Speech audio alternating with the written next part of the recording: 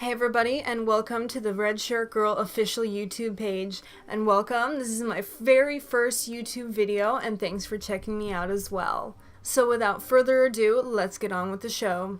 Accio video. Oh yeah, I went there. Hello everybody, so today I am going to be reviewing something that is very near and dear to my heart. Harry Potter. Harry Potter has been part of my life since I was 9 years old in 1999. Yes, I am so very old, but it has literally taken over my whole life to the point where every year for my birthday I travel to Orlando to go to the Harry Potter worlds, the Wizarding Worlds.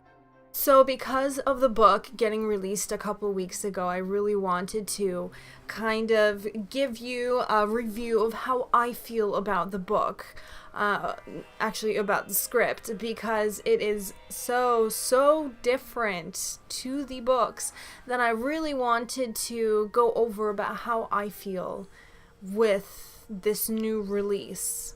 So this is the book, Harry Potter and the Cursed Child.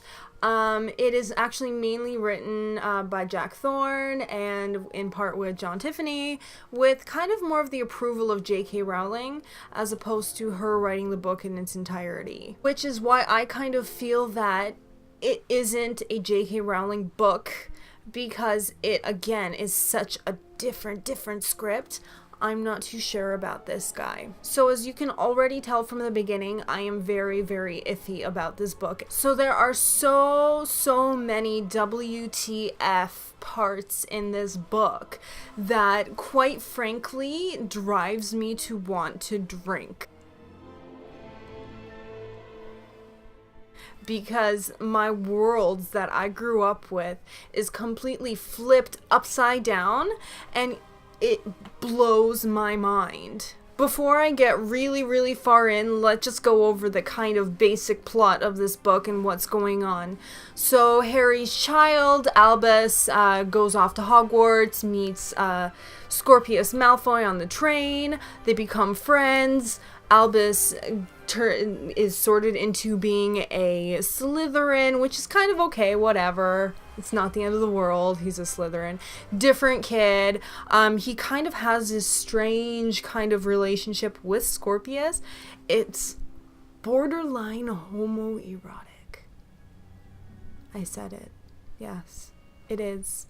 Because you have this very close friendship. Lots of jealousy going on. Delphi comes into the picture, and Scorpius isn't sure about her yet. Albus kind of has his crush on her. You can kind of feel the tension with Scorpius because Scorpius kind of feels jealous. Again, it is a very homoerotic, but hey man, if he's into Albus, why not? The kid is smart. And they'd make a really cute couple too. So the evening of the second year of going back to Hogwarts, Amos Diggory shows up at Harry's house and demands Harry to bring back his son because there's an apparent time turner that has shown up out of nowhere. Time turners have been completely destroyed. When I heard that there's a time turner, you know in a heartbeat that something's going to happen. They're probably going to go back to the past. With Amos Diggory, you know that it's going to be to do something with Cedric. Really, a time turner, that is a cheap way to do a plot, and honestly, that to me sounds very much like a fan fiction.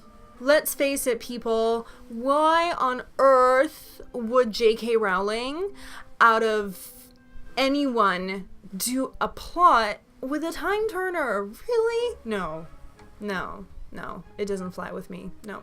And why on earth, okay, would Ron ever give a love potion? Did he forget what happened the last time a love potion was used? Is he mental? A love potion?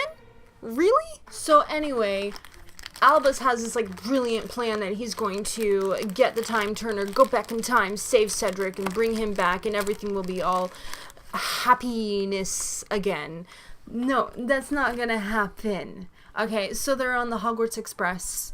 They're deciding to escape from the Hogwarts Express, which has never happened apparently to anyone. So they go through the window, and miraculously the trolley witch shows up on the roof of the Hogwarts Express and starts growing claws and starts chasing after the guys. Really, claws? Claws. I'm telling you.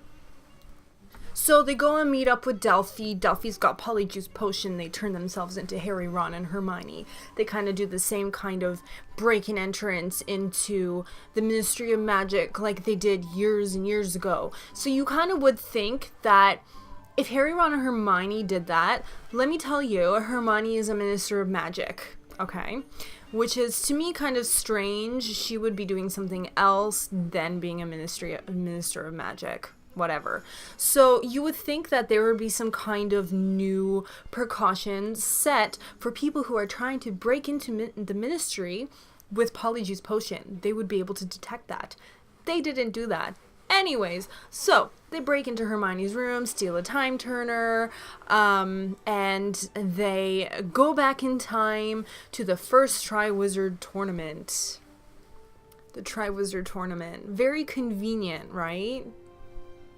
So because of us knowing that if you do go back in time, you try to change something, the future would be dramatically different, right? So they went back in time, they did something to Cedric, the future turned out a little bit different. You know, Hermione and Ron weren't married to each other, etc., etc. Then they decide to go to the second Triwizard Tournament with Delphi to try to get Cedric embarrassed.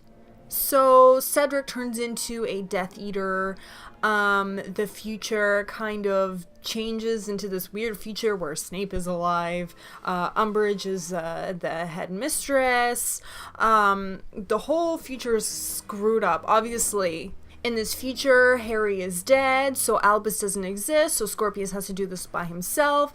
Because of the fact that Snape is alive, Snape helps Albus go back into the lake where they left off from the second Triwizard Tournament, went back in time, found Albus. Then they realize that Delphi is a bad chick who is trying to use us for her personal use, and something that we kind of all knew all along, that she's not related to Amos Diggory. She is, get ready, Voldemort and Bellatrix's daughter. Bellatrix and Voldemort had a love child.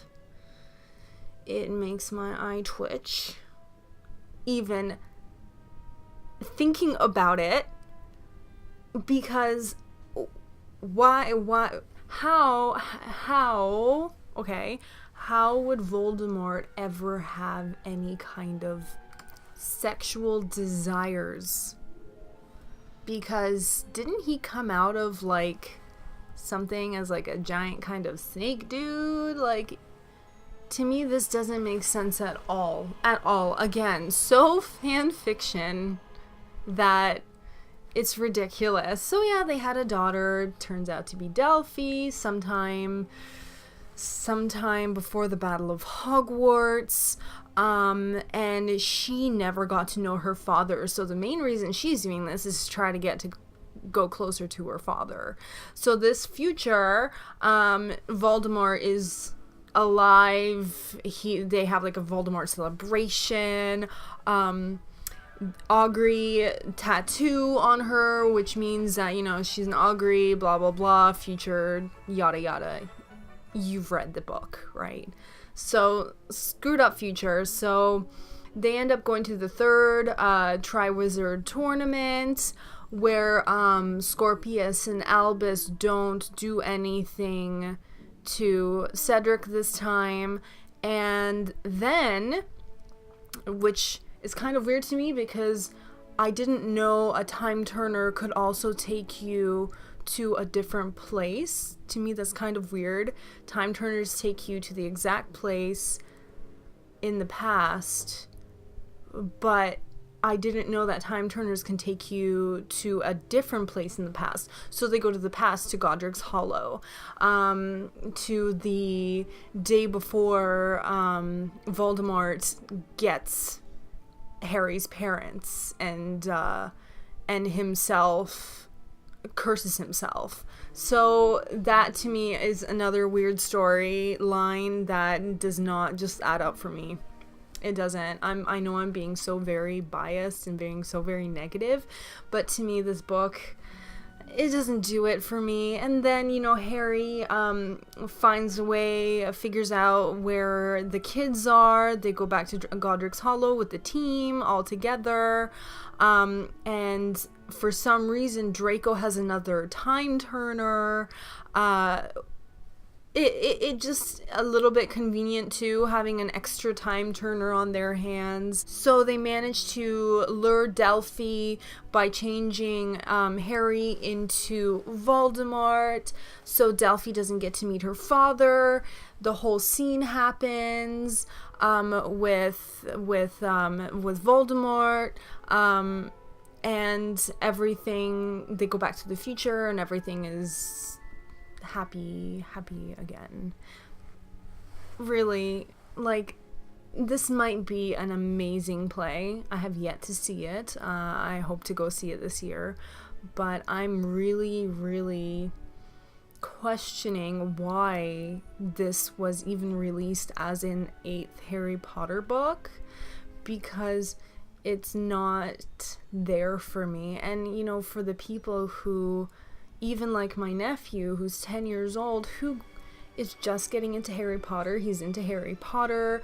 He's reading the books. I told him the plot because the kid likes spoilers. He really doesn't care. He doesn't get it either. So for a little 10-year-old kid and for an adult like me, we don't get it. Why? So I want to know what your opinions are, people, on this book. You clearly know what mine is. If you want to change my opinion, definitely go ahead. So please leave some comments. Let's do a nice healthy debate as to what you do like, what else you don't like about this book, and let's get something going. So thank you so much for listening to my little rant about the book, and I hope you subscribe to my YouTube channel below, where I will be posting much more content than just this. And thank you guys so very much. Bye.